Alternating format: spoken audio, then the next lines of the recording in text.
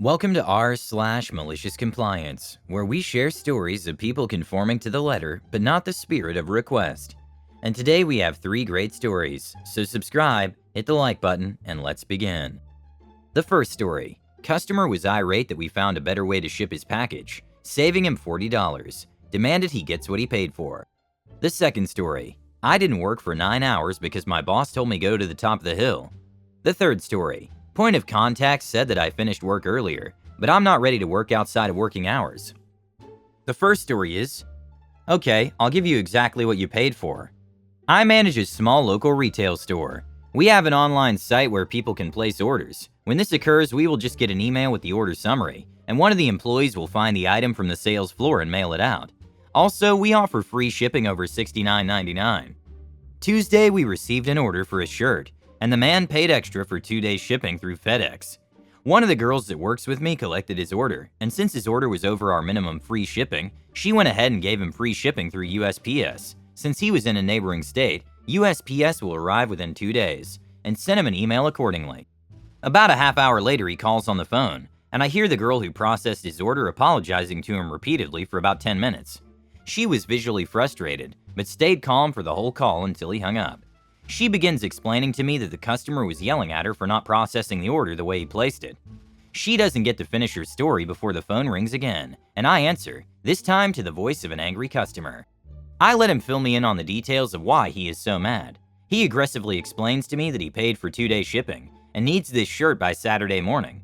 He is furious that we've given him such poor customer service and didn't even inform him of the changes we made to his order.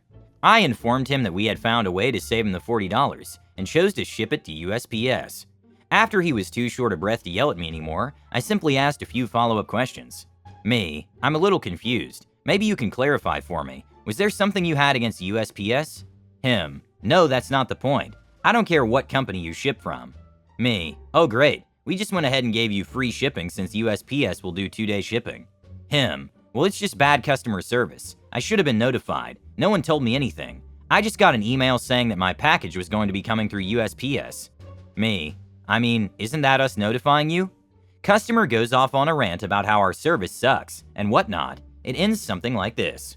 Me: well, since you don't care which company we ship from, and you just need it by Saturday, and the package is projected to be delivered Thursday and we saved you $40, I'm just not sure what the issue is. Him: I don't care about the $40, I should get what I paid for. Well, if that's what you want, you betcha. I'll charge you the $40 for shipping. Edit: I see a lot of comments saying that we should have called or given him the option of changing the shipping method before shipping. I should have been more clear in my original post that in the email she sent him, we gave him the opportunity to call or email us with any objections or questions before 2 p.m. when the package will be sent out. That's almost 5 hours, which he took advantage of as he called only about a half hour later to unleash his rage. We had presumably created a USPS label, boxed it for shipping, and were working on removing the $40 charge when he called. When I got on the phone with him, he clearly stated on multiple occasions to me that he's absolutely no preference in which shipping supplier his package come from. I asked him what he would like me to do, but he couldn't really give me much of an answer. He genuinely just seemed angry that we had removed the $40 charge, is the only thing I could really pin his anger down to. My point: we gave him the opportunity to object. If he has no objection to the shipping company or delivery method, and no objection to the shipping charge, why call to yell at us, only to agree to ship it the way we suggested? The customer should have thanked you, not yelled at you. You saved him money, and he would have gotten the same product in 2 days. What didn't he like? Next time, just fulfill the order and don't try to save the customer's money. If that's what he wants, then let it be. By taking responsibility for how it's delivered, you might get an annoyed customer because your option didn't work. But also, maybe that customer ordered a certain delivery method for some reason. A friend of mine ordered stuff from the US. We live in Australia and needed it on a certain day. To avoid problems with customs, he placed 2 separate orders.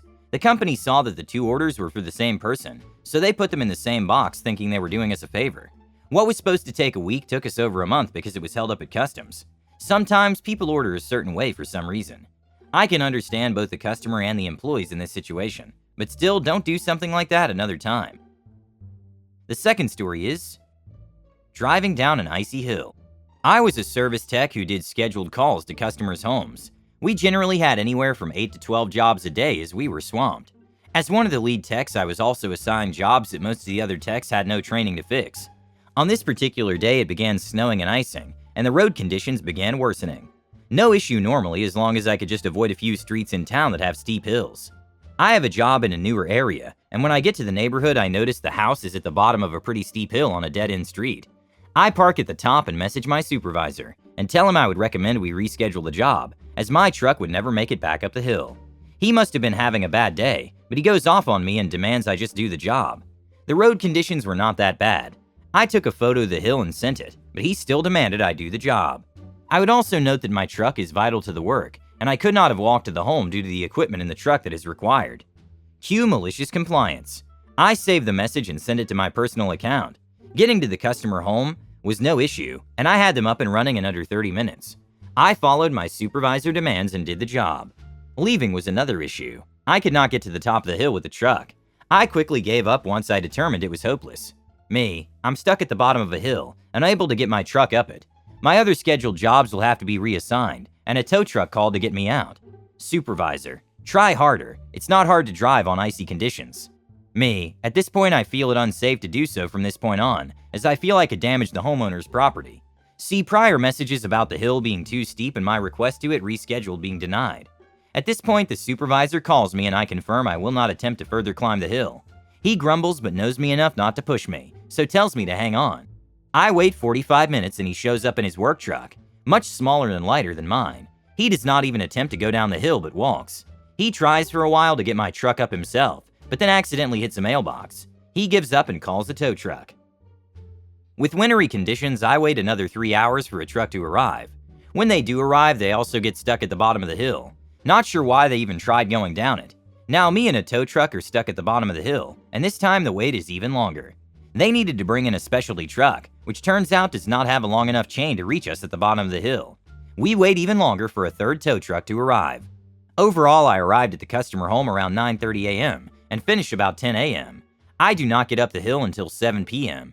9 hours I was at the bottom of the hill with my truck running, while I played online on my laptop. Instead of working in the wintry conditions outside, I was toasty in the cab. You warned your own government, so there should be no complaints against you. The fact that they did not listen to you is not your fault. You could have said, "Yes, boss, I guess I won't mind waiting for the tow truck on your dime." As someone who has driven trucks, I've always used my common sense. And so when it was snowing and ice and refused to drive to certain places in bad weather, the customer could wait, and the dispatcher was not the one driving a truck that cost over $200,000, and not the one whose life might be in danger. When I told my boss it was dangerous to drive somewhere, he agreed with me. Apparently, I had better luck with my boss. Other times, don't agree with your boss's order if your health depends on it. Your bosses didn't believe in you, thinking they were smarter, but it was the other way around. The last story is, we pay you to. I'll try to keep details brief. My company's been contracted by another company to repair equipment. This is done in work cells hosted in a building owned and run by the company contracting us, so we need to follow quite a few of their rules. During pre-operation, we had a skeleton crew setting up work cells, sourcing tools, yada yada yada. Unfortunately, we ran into a situation in which I had to make a run to a hardware store last minute in the middle of the day to avoid some other things running behind. Apparently, this caused an SH storm, as my boss puts it. Our point of contact was up in arms about the fact that I timed out. We are paid salary at 2:45 p.m. We all got together on the phone and I kindly explained I went to do business-related things. My boss deemed that was more than fair, and that our point of contact has no reason to be upset. The next morning when I came in, our point of contact was giving me a further ration of SH, in a conversation that went something along the lines of, "POC, you timed out much earlier than your scheduled off time yesterday. Don't do that again." We've already explained to you that I was doing business and remaining focused on our goal here, to get our work cells set up for our start date. POC, no, you need to take care of those things outside of the time you're scheduled here. That's not acceptable. I will not allow you to think it's okay for me to be working off the clock. If you'd like, we can open a dialogue on negotiating overtime or supplemental pay. POC, no, we don't want to do that. We pay you to set up work cells and organize tools only. You don't do anything else. Great. Please outline that in an email, that way I can better communicate that to my team. So our point of contact does. Unfortunately, our job currently entails much more. We organize deliveries, we check drivers in, we direct freight and docking, we attend meetings to organize happenings for the week, and on and on. For 2 weeks, anytime anything came up, we delegated these tasks to our point of contact, citing their outline of, "You set up work cells and organize tools only." Things fell very far behind. I think the final straw was when our point of contact told us we needed to get a particular PPE on Friday. Not required by us, but required by their guidelines. Our start date for 60 additional people was negotiated for the following Monday. Again, I told our point of contact that I will not shop for business-related things on personal time. On Monday, the 60 new hires arrived. Because they were missing the specific PPE requested last minute, they were technically unable to actually start doing anything, according to their safety standards. At this point, we're all being paid to do, well, nothing. So I touched base with our point of contact to ask if now that our negotiated task looked different since the transition of the start date, if he'd be so kind as to let me take care of company business on company time. That way we can get the ball rolling on things. He told me not to do anything at all, and that he'd get in touch with my boss. From what I understand, a handful of people got dragged into it. Lots of phone calls, lots of peeved off people, the whole 9 yards. This went on for the entire day. Meanwhile, our crew is just chopping it up and getting to know one another. Mind you, still being paid per the negotiations. Come Tuesday, essentially the same thing happens. Any inquiries that came my way was met with something like, our point of contact made the executive decision to outline our specific job duties during our setup period. Despite what we had negotiated, they deemed it necessary to make, in my opinion, arbitrary and baseless decisions on how we should spend our time during our setup period. During the last 2 weeks, they had every opportunity to reconcile any hastily made decisions, but chose not to do so. This morning, our point of contact was gone. Apparently, their absence has been a complete sigh of relief for many people in the building. I always figured they just thought they could boss us around, because we were the new kids on the block, but I guess he was always a controlling meathead from what others have said. I don't exactly know where I stand with my company at this point, but I'm hopeful they'll see the humor in everything in hindsight. I probably can't be too specific here, but I certainly understand that more than a couple $100,000 here will be wasted when all is said and done.